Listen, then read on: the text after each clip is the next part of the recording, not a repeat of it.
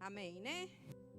A palavra do Senhor veio a Jonas, filho de Amitai, com esta ordem: vá depressa à grande cidade de Nínive e pregue contra ela, porque a sua maldade subiu até a minha presença. Mas Jonas fugiu da presença do Senhor, dirigindo-se para Tarsis. Desceu à cidade de Jope, onde encontrou um navio que se destinava àquele porto. Depois de pagar a passagem, embarcou para Tarsis para fugir do Senhor. O Senhor, porém, fez soprar um forte vento sobre o mar, e caiu uma tempestade tão violenta que o barco ameaçava arrebentar-se. Todos os marinheiros ficaram com medo, e cada um clamava ao seu próprio Deus, e atiraram as cargas ao mar para tornar o navio mais leve. Enquanto isso, Jonas, que tinha descido ao porão, se deitara e dormia profundamente. O capitão dirigiu-se a ele e disse: como você pode ficar aí dormindo? Levante-se e clame ao seu Deus, talvez ele tenha piedade de nós e não morramos. Então os marinheiros combinaram entre si: vamos lançar sortes para descobrir quem é o responsável por tudo isso que está nos acontecendo. Lançaram sortes e a sorte caiu sobre Jonas. Por isso lhe perguntaram: diga-nos, quem é o responsável por esta calamidade? Qual é a sua profissão? De onde vem? Qual é a sua terra? A que povo você pertence? Ele respondeu: eu sou hebreu, adorador do Senhor, o Deus dos céus, que fez o mar e a terra. A gente costuma falar a terra e o mar, né? Mas o mar e a terra. Então os homens ficaram apavorados e perguntaram: o que foi que você fez? Pois sabiam que Jonas estava fugindo do Senhor, porque ele já lhes tinha dito. Visto que o mar estava cada vez mais agitado, eles lhe perguntaram: o que devemos fazer com você para que o mar se acalme? Respondeu-lhe ele: peguem-me e joguem-me ao mar, e ele se acalmará, pois eu sei que é por minha causa que esta violenta tempestade caiu sobre vocês. Ao invés disso, os homens se esforçaram ao máximo para remar de volta à terra, mas não conseguiram, porque o mar tinha ficado ainda mais violento. Eles clamaram ao Senhor: Senhor, nós suplicamos, não nos deixe morrer por tirarmos a vida desse homem. Não caia sobre nós a culpa de matar um inocente, porque tu, ó Senhor, fizeste o que desejavas. Em seguida pegaram Jonas e o lançaram ao mar enfurecido. E este se aquietou. Tomados de grande temor ao Senhor, os homens lhe ofereceram um sacrifício e se comprometeram por meio de votos. E o Senhor fez com que um grande peixe engolisse Jonas, e ele ficou dentro do peixe 3 dias e 3 noites. Senhor, essa é a tua palavra. Nós cremos nessa palavra, nós sabemos que essa palavra é viva e eficaz, sabemos que essa palavra sempre cumpre aquilo para o qual ela é enviada. Deus, que nesta noite essa palavra venha cumprir em nós aquilo que o Senhor precisa falar conosco, aquilo que o Senhor quer que nós entendamos nesse livro e a respeito da vida de Jonas, Pai. Obrigado, porque esse é o dia que o Senhor fez e nós nos alegramos nele. Te damos graças porque aqui estamos. Te damos graças porque o Senhor cuidou de nós durante todo esse dia. Passamos por lutas, por tribulações, por preocupações, por momentos que até muitas vezes deixamos a tristeza chegar, mas o Senhor cuidou de todas as coisas durante esse dia, Pai. Muito obrigado, Senhor, no nome de Jesus. Nós vamos falar hoje, ou pensar um pouquinho sobre Jonas.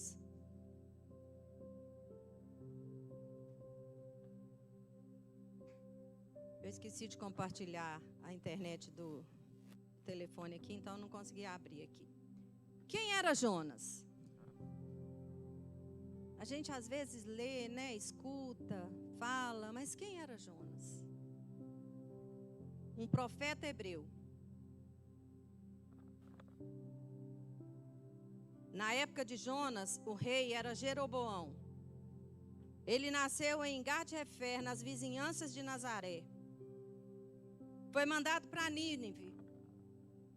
Tem hora que é difícil falar Nínive, parece que dá uma embolada. Foi mandado para Nínive.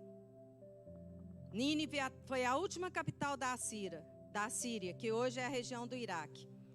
Não foi, quando a gente pensa, não sei se vocês já pensaram assim, mas quando a gente fala que o grande peixe vomitou Jonas, na minha cabeça antes era assim: aconteceu, ele ficou lá 3 dias e 3 noites, a hora que o peixe foi para vomitar Jonas, foi bem lá em Nínive. mas eu descobri hoje que não foi. Nínive não era uma cidade banhada pelo mar, e pelo contrário, Nínive tinha até um problema de falta de água, que foi resolvido ou amenizado quando Senaqueribe fez um desvio de um rio que era 48 quilômetros de distância, para suprir Nínive dessa dificuldade. Uma cidade que gastava 3 dias para andar em volta, não era uma cidade pequena, mas tinha esse problema. Mas aí ele foi não para Nínive, mas Jonas foi para Tarsis, que era a cidade dos fenícios, que hoje é um lugar desconhecido. Não tem certeza de falar assim, Tarsis era ali ou aqui, mas supõe-se que ele era provavelmente localizado na região da Espanha. Como era a cidade dos fenícios, e os fenícios eram a civilização mais moderna na época, então Jonas, ao invés de ir para Nínive, que tinha até um problema de água, devia ter outros, ele foi para Tarsis, que era uma cidade que tinha uma habitação ou a civilização mais moderna da época. Ele escolheu bem, né, gente? Escolheu fugir, mas para um bom lugar. Tarsis tinha os melhores portos, as melhores rotas de navio, o comércio mais aquecido da época, a maior cidade portuária daquele tempo. E Jonas estava em um navio bem construído e que não era um navio comum. Então a gente deve pensar que ele não pagou uma passagem barata. Ele pagou um pouco caro para fazer o que ele fez. Esse navio que ele pegou era a expressão do luxo, da riqueza e do poder da época. Então Jonas não fugiu de qualquer maneira, ou ele tentou fugir de qualquer maneira. Em Isaías 2,16 fala um versículo falando de Tarsis: e contra todos os navios de Tarsis, e contra toda a nau vistosa. Então era um Titanic da época, né? Só que não afundou, só Jonas que afundou, né? Nesse caso aí foi só Jonas que foi. E algumas coisas para a gente pensar, começando já a pensar. Nós fazemos muitas coisas boas, mas não é porque uma coisa boa é feita, é garantia de que essa coisa é a vontade de Deus. Eu penso muito num versículo que nós gostamos muito de citar, que quando acontece alguma coisa, ou quando a gente está esperando alguma coisa, a gente fala assim: mas isso, tudo isso é a boa, perfeita e agradável vontade de Deus. Mas vocês já pararam para pensar que nós só nos relacionamos a esse versículo quando é coisa boa? Boa para nós, para a alma, para nós. A boa vontade de Deus.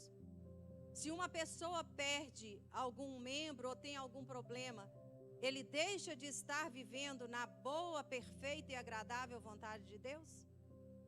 Se eu estou vivendo com um problema que para mim é muito difícil, eu estou fora da boa, perfeita e agradável vontade de Deus? Nem sempre. A boa, perfeita e agradável vontade dele, não nossa. A nossa vontade é sempre estar bem, é sempre estar com tudo certo, é sempre estar sem problema, é sempre estar com dinheiro sobrando. A vontade de nós, seres humanos, é sempre essa. Mas a boa, perfeita e agradável vontade de Deus nem sempre vai ser essa. E nós precisamos estar dispostos a viver essa boa, perfeita e agradável vontade de Deus. Uma coisa que me chamou a atenção de ficar pensando hoje: o mundo é como o grande navio de Tarsis, onde Jonas estava. Vamos pensar que o mundo era aquele navio. Os timoneiros ficam sempre à espreita, procurando culpados pela tragédia que está acontecendo. Ou no caso que eu estou falando, pelas tragédias que assolam o mundo. Eles estão de olho em quem? Nas pessoas lá fora? Eles estão de olho na igreja. Porque nós incomodamos o mundo. O mundo um dia vai entender que precisa tirar a igreja de cena. Só que o mundo pode tirar a igreja de cena? Não. Mas um dia a igreja vai sair de cena. O dia do arrebatamento. Glória a Deus, porque nós estaremos subindo.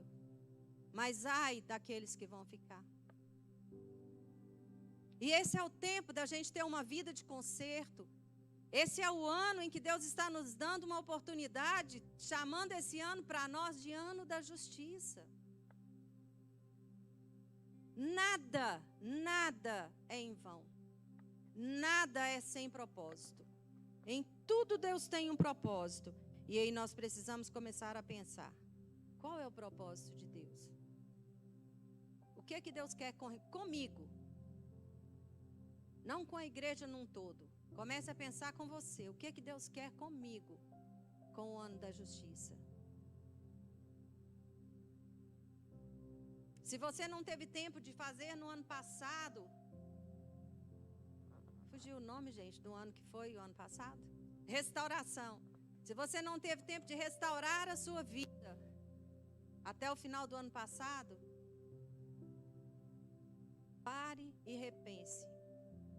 Porque nós estamos no ano da justiça. E muitas vezes nós gostamos de falar assim, né? Alguma coisa que acontece. Talvez acontece só comigo, né? Alguma coisa que acontece de ruim assim. Aí a gente gosta de falar assim: oh Deus, faz justiça. A justiça de Deus não é a nossa justiça. Não é aquilo que nós pensamos que é justiça. E Ele faz. E nós vamos pensar em algumas atitudes de Jonas. A primeira atitude dele foi desobediência e fuga. Jonas pagou caro para desobedecer e fugir, né? A passagem não era barata. Ele pagou caro. Bem caro. Ele fugiu como se fosse possível se esconder do Senhor. É possível? Ainda que eu estiver no mais profundo abismo, Deus está ali. Ilusão dele achar que ele podia fugir e se esconder de Deus. Mas ele tentou, né? Ele não queria cumprir o chamado.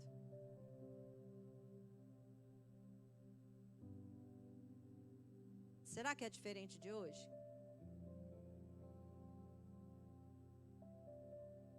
Nem todo chamado que Deus nos faz, nós conseguimos cumprir. Por N motivos.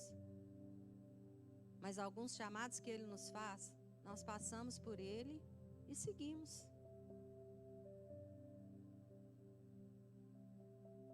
Deus tem pressa. Deus quer contagem assim como Ele queria Nínive. Deus quer Belo Horizonte assim como Ele queria Nínive. Deus quer o Brasil assim como Ele queria Nínive.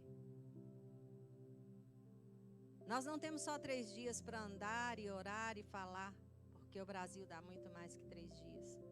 Contagem, eu não sei quantos dias daria a gente andando, caminhando. Mas Deus tem pressa. Será que nós vamos fugir? Precisamos vencer o medo, porque é necessário. O medo nos impede de avançar.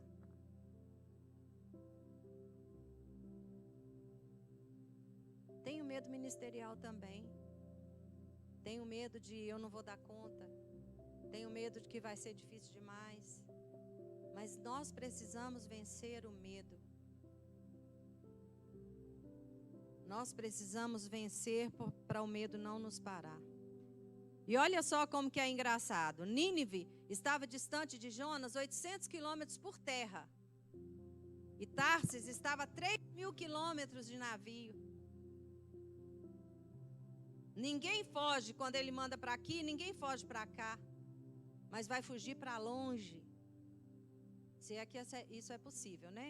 Mas a ideia é, eu vou para bem longe. Vou para Tarsis. Iludido Jonas, né?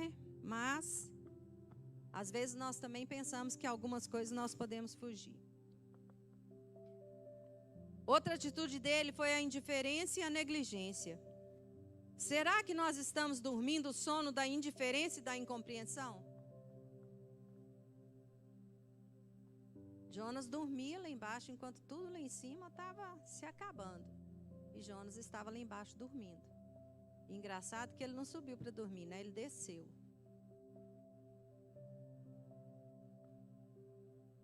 Nossa vida espiritual tem sido insípida e insossa? Nossa vida espiritual está boa? Está sem sentido? Eu acho que está bom? Se olharmos em volta, veremos pessoas desesperadas. Sim ou não? Já viram como que tem acontecido casos de ódio na família? Não é raiva não, gente. Antigamente a gente via raiva. Mas nesses últimos tempos a gente tem visto aquele ódio. Aquela coisa que eu não aguento nem olhar. Ódio familiar, consumindo pais, filhos e irmãos. E tudo isso é fruto da falta de Deus ali dentro. Dentro da casa, dentro dos corações, na vida, em todas as áreas que a pessoa está vivendo. Essa é a vida espiritual que nós buscamos. Estar bem em todas as áreas. Cheio de Deus em todas as áreas. A sociedade está desequilibrada. Falta Deus. Com tudo isso à nossa volta, temos dormido o sono da indiferença? As coisas que nós temos visto, perto, longe, em volta, tem consumido o nosso tempo de oração? Porque o que eu não posso ir lá falar e fazer, você não vai se envolver numa briga. Mas o que você pode fazer? Orar. Deus não pode mover montanhas? Então Ele soluciona esses problemas. Uma tempestade aconteceu e Jonas dormiu. O que é tempestade para você? Às vezes uma doença é como uma tempestade. Às vezes o desemprego é como uma tempestade. Às vezes a tristeza vira uma tempestade. E essa questão de tristeza tem falado tanto comigo, porque eu tenho pensado no tanto de versículo que fala sobre alegrar, sobre alegria. E inclusive aquele que Paulo fala assim: alegrai-vos no Senhor. Outra vez digo, alegrai-vos. Então eu tenho chegado em uma conclusão: alegrar muitas vezes não é fácil, mas nós precisamos alegrar. Tem momentos que a tristeza vem e parece que ela te consome, mas você tem que levantar, sacudir, dar a volta por cima e alegrar.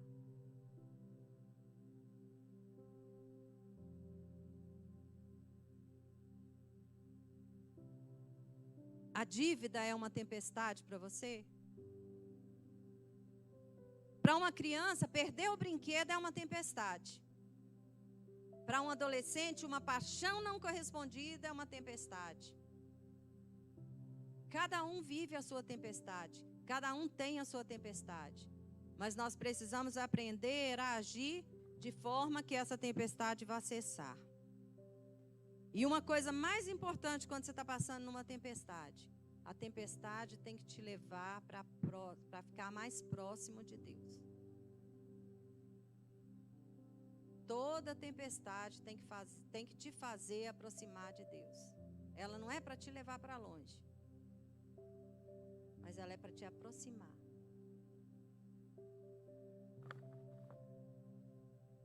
Outra atitude que Jonas teve foi incredulidade e ira. Jonas até foi pregar, mas ele não acreditava que ia acontecer nada com aquele povo. Ele foi para desencargo de consciência, vamos dizer assim. Mas ele foi. A cidade gastava 3 dias, ele andou um dia e deve ter pensado assim: não, um dia chega, o que tiver de acontecer, vai acontecer. E em um dia que ele caminhou, as coisas aconteceram. O povo proclamou um jejum que nem os animais podiam comer. Criança também tinha que entrar no jejum. Foi um jejum geral. E Deus operou no meio daquele povo. Em um dia, que era para ter caminhado 3, mas em um dia, desde o menor até o maior, foi avivado naquele lugar. O povo teve mais fé que Jonas, né? Jonas foi incrédulo para fazer, mas o povo acreditou. O povo tomou aquilo É isso que nós queremos. Já aconteceu com você? Às vezes nós pensamos que aquela pessoa que você vai falar ou que você prega não vai acreditar naquela mensagem que você está falando, não vai conseguir entender, captar aquela mensagem. Mas não importa o que a pessoa vai entender, captar, querer ou não. O que importa é que ela vai ouvir. E ouvindo, o Espírito Santo atua naquela palavra. A palavra foi enviada, a palavra foi pregada. E as coisas vão acontecer. Pode não ser assim, mas vão acontecer. Já teve caso com você de pessoa que você falou há muito tempo atrás? E aí de repente ela te procura para falar assim: nossa, lembra quando você me falou isso e isso? A gente às vezes nem lembra, mas a pessoa guardou. Lembra quando você me falou sobre isso? Você me falou de Jesus? Então, eu queria entender isso melhor. Só fala. Se Deus te mandar falar, fala. Às vezes quando Deus manda, a gente fica assim: nossa, mas o que eu vou falar com essa pessoa? Abre a boca. Até a gente fica surpreso com tudo que vem para você falar.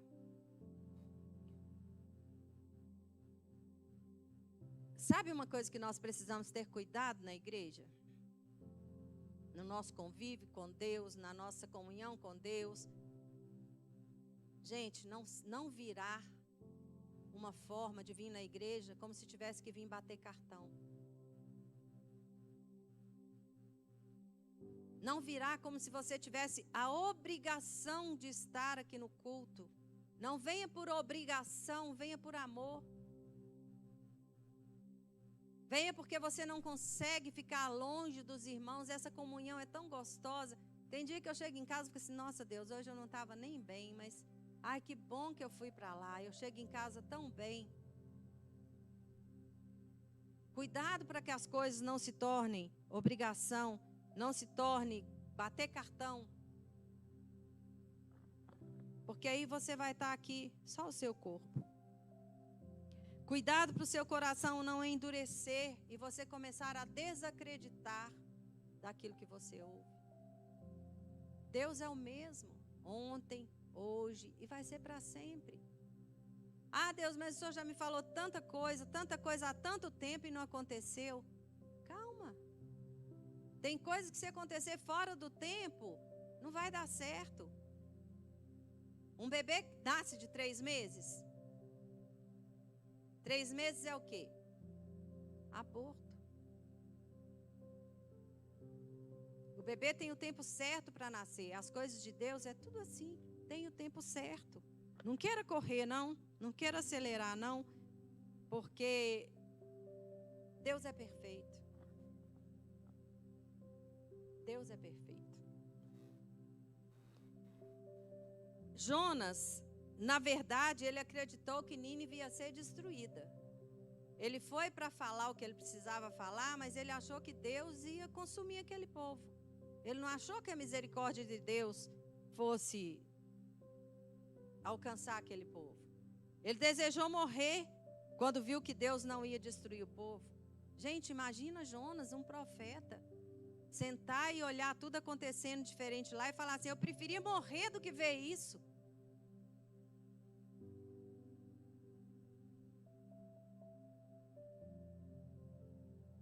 Jonas também foi para o comodismo e para o desamor. Nós temos que pregar, gente, mas pregar sem compaixão, a gente tem que mudar alguma coisa.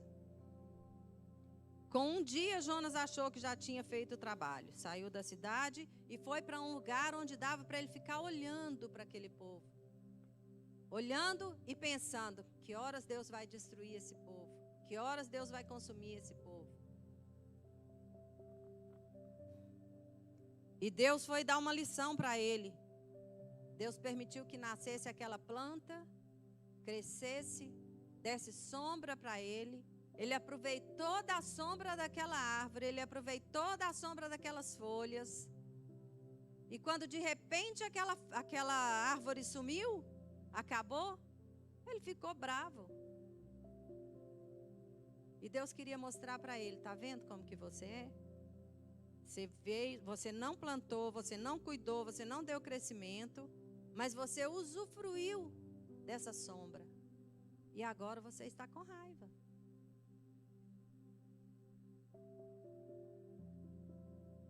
Graças a Deus que é só lá, né? Ele ficou confortável. E o conforto é um lugar perigoso. Quando nós estamos confortáveis, nós deixamos de perceber muita coisa. Se está tudo muito confortável na sua vida, presta atenção. Conforto não é um bom lugar. O conforto faz você ficar até com a sua fé meio lá, meio cá, porque é um lugar que você se acomoda.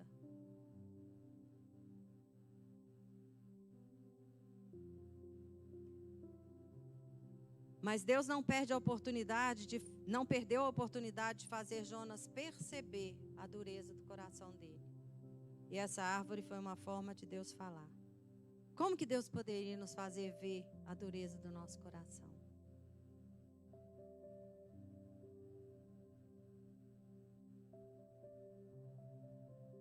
Muitos hoje, infelizmente a gente vive num mundo assim, né? Muitos hoje são avaliados pelo que têm, não pelo que são.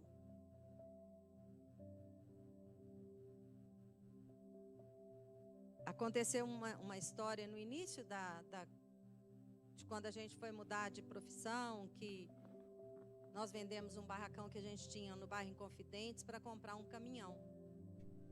Foi quando nós começamos, meu marido ficou desempregado e aí a gente decidiu que ia vender para ele comprar um caminhão. O cunhado dele na época auxiliou lá para conseguir colocar esse caminhão lá na assada e ele com dinheiro para comprar o caminhão. Naquele tempo não tinha Pix, DOC, TED, você tinha que ir no banco para fazer e ele estava com dinheiro no bolso. Só que ele estava de chinela havaiana, bermuda simples, camiseta de malha. E ele chegou numa coisa de caminhão ali na cabana, eu acho. Ele entrou na loja, quando ele começou a perguntar, um vendedor olhou para ele e não deu atenção para ele. Olhou pela aparência, não olhou como uma pessoa. Você não sabe o que a pessoa é ou tem. Mas hoje estamos sendo julgados pelo que temos ou pelo que aparentamos ser e ter. E ele precisava comprar o caminhão. E ele foi, quem que é o gerente? Ele perguntou lá. Aí ele foi no gerente. O gerente falou assim, não, peraí que eu vou chamar o fulano para te atender. Aí chamou o que fez descaso dele. Aí ele falou com ele assim, não, eu não quero esse vendedor. Se você tiver outro vendedor, eu vou fazer negócio. Senão eu vou lá no outro concessionária lá. Por quê? Porque ele foi julgado pela aparência. Nós não podemos julgar as pessoas pela aparência. Se você entra numa loja toda arrumadinha, todo mundo vem te perguntar se você já foi atendido. Se você está mais ou menos, um ou outro te pergunta o que você quer. Agora, se você tiver com um chinelinho, que é o jeito que eu gosto, um chinelinho, uma bermuda, uma camiseta, a pessoa te olha e vai procurar outro para vender. Porque existe uma coisa no mundo, e essa coisa é muito ruim. Nós avaliamos as pessoas pelo que elas aparentam ter e ser, e não pelo que elas são de verdade. Pastor famoso, todo mundo quer assistir culto, ouvir, pode ficar lá 2 horas sentado vendo.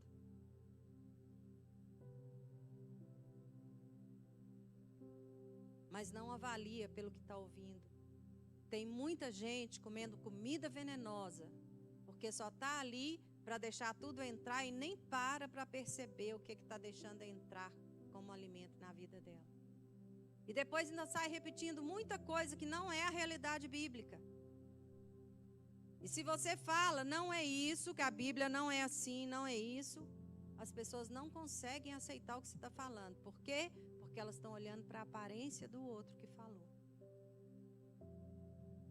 Nós precisamos atentar para algumas coisas nesse mundo, porque esse mundo jaz no maligno. Muitos hoje querem descartar as pessoas como descartam coisas. Tem uma palavra que eu não consigo entender, que fica aí, os jovens principalmente, quem fica muito na rede social, que é o tal do cancelar. Tem coisa tão complicada que você vai deixando, sabe? Você vai vendo, você vai lendo todo dia, você vai ouvindo todo dia, aquilo começa a entrar. E de repente você está repetindo. Por quê? Porque a boca fala o que está, o coração está cheio. E você vai deixando, você vai deixando, você vai deixando. Conversas que às vezes não estão te edificando em nada, mas você continua a conversa e ela vai entrando, e ela vai entrando. Uma coisa que me entristece demais, gente, demais. Às vezes eu vejo mulheres cristãs, de dentro da igreja, e no trabalho fica conversando todos os problemas do seu casamento com quem não é crente, com quem não é cristão. Qual conselho ela vai ouvir? Conselho bíblico? Não. E às vezes tem a irmã tão experiente na igreja que ela podia chegar e conversar e orar junto e ver a vitória entrando na casa dela. Mas ela está ouvindo aquela que não tem nada para oferecer. Pelo contrário, o conselho vai ser: nossa, você não separou ainda não? Nós precisamos ter cuidado, até no compartilhar, tanto das bênçãos quanto dos problemas. Procura na igreja alguém que você olha e fala assim: nossa, eu simpatizo com aquela irmã, vou conversar com ela. Eu vou te contar que às vezes você pode ouvir uma coisa que você não vai gostar.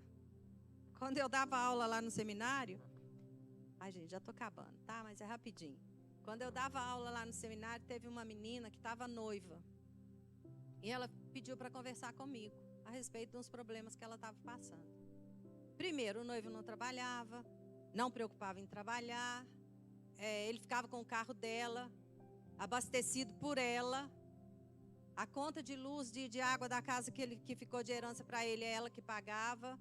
E ela veio conversar comigo, contar essas coisas. E eu escutando, e eu, meu Deus, me segura, meu Deus, me segura. E aí eu só fiz uma pergunta para ela: você quer que eu te dou uma resposta como se você fosse minha filha? Ela falou: quero. Falei: então tá bom, nós vamos orar até a semana que vem. Semana que vem eu te falo. Falei o que eu, acho que dentro de uma situação dessa, o conselho seria: não vai nessa, não embarca nesse navio. E aí ela ficou meio assim, ela chorou, nós oramos e ela terminou com ele. Ela tem um chamado missionário. E ela terminou. Aí ela foi para as missões lá no sertão, no Nordeste. Conheceu o marido lá. Com menos de um ano eles se casaram, já tem uma filha. E ela já mudou para um outro lugar, acho que foi para Santarém. Do sertão de Alagoas, ela foi para Santarém. Se eu tivesse sido covarde em falar o conselho que Deus tinha falado no meu coração para falar com ela, como que seria a vida dela hoje? Ela estaria cumprindo o propósito de Deus ou ela teria fugido como Jonas? Porque o casamento que ela ia fazer ia ser como fugir para Tarsis. Inconsciente, mas ela tinha fugido. Porque ela sabia do chamado missionário que ela tinha. Então ela tinha que cumprir. Às vezes parece bobo, mas a gente tem que estar atento ao que a Bíblia diz, ao que Deus te mostra naquela hora para você falar. Pode ser difícil de ouvir? Pode. Mas a vida dela foi transformada a partir dali. Ela terminou e com 6 meses ela já estava na missão. Já tinha viajado. Está cumprindo o propósito de Deus? Tá. Quantos ribeirinhos ali ela já ganhou naquele lugar? Quantos lugares abriram frentes de igreja naquele sertão? Em muitos lugares. O marido, o homem que ela casou com ele tem um projeto de um filtrozinho que ele filtra a água na hora de beber. Aquela água barrenta fica clarinha. Olha a importância desse homem ter uma mulher do lado dele, uma auxiliadora. Tudo por quê? porque ela veio pedir conselho e ela ouviu. Concluindo, gente, eu falei que está acabando, está acabando. Concluindo, contudo, Jonas 4, versículo 11. Contudo, Nínive tem mais de 120.000 pessoas que não sabem nem distinguir a direita da esquerda, além de muitos rebanhos. Não deveria eu ter pena dessa grande cidade? Olha só o que Deus estava falando com Jonas. Esse povo não sabe nada do que é certo e do que é errado. Eles vão começar a seguir agora. Por que eu não vou ter misericórdia deles se o coração de todos eles foi quebrantado? O Jonas que não conseguiu ver isso, né? Jonas não plantou a árvore nem fez crescer, mas ficou irado. Deus deu a lição para ele, mostrando a ele que ele deveria ter misericórdia. Jonas conhecia, pior de tudo, gente, é que quando você lê lá, são 4 capítulos, rapidinho você lê. Quando você lê o livro de Jonas, você vê que Jonas sabia que Deus era misericordioso e compassivo. Ele sabia disso, mas ainda assim ele ficou esperando que Deus destruísse a cidade. Alguns detalhes de quando você vai lendo que você fica assim, meu Deus. O Jonas era muito bobo, né? Como que ele queria uma coisa dessa? Então devemos não desobedecer. Vamos frisar. Nós devemos não desobedecer, não duvidar, não fugir, não ser indiferente ao chamado, não ser incrédulo, não acomodar e nem agir sem misericórdia. Tudo isso nós aprendemos na vida de Jonas. Quanta coisa que nós precisamos colocar em prática na igreja hoje.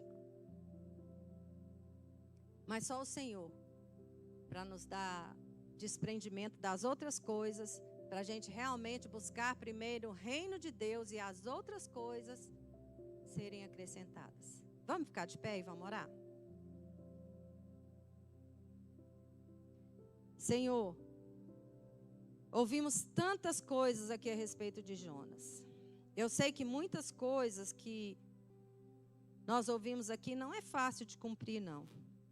Eu sei que muitas coisas nós não entendemos ainda, nem que precisamos mudar, ser transformados. Mas uma coisa eu sei, o Senhor é misericordioso e compassivo. E o Senhor é aquele que tem total liberdade de adentrar nosso coração. O Senhor é aquele que pode entrar, pode mudar, pode transformar, Pai, o nosso coração e a nossa vida, assim, Pai. Pai, que em nome de Jesus, nós possamos cada dia mais buscar esse entendimento para cumprir aquilo que o Senhor tem nos chamado para fazer. Pai, no nome de Jesus, que nós possamos ser sacudidas hoje para cumprir o chamado, para cumprir o propósito, Pai, no nome de Jesus.